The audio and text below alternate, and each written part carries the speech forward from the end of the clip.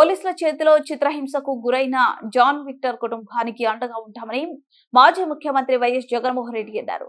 మంగళవారం తెనాలిలోని John Victor కుటుంబాన్ని ఆయన పరామర్శించారు.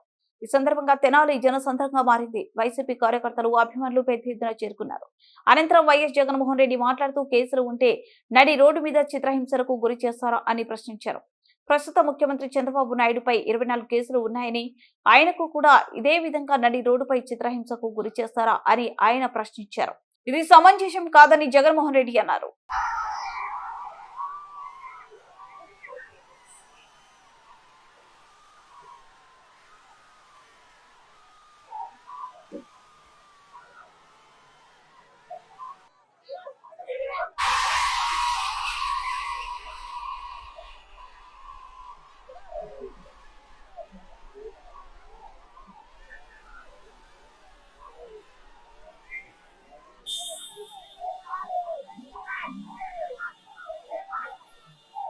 నేను అడుగుతా ఉన్నా, ఇదే చంద్రబాబు నాయుడు మీద 24 కేసులు ఉన్నాయి.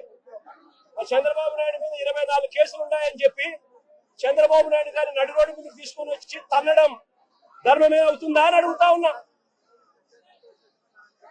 చంద్రబాబు నాయుడు మీద కూడా 24 కేసులు ఉన్నాయి. ఆయనను కూడా రోడ్డు మీద తీసుకొని వచ్చి తంతే ధర్మమేనాది? ఇదే పోలీసులను అడుగుతా ఉన్నా.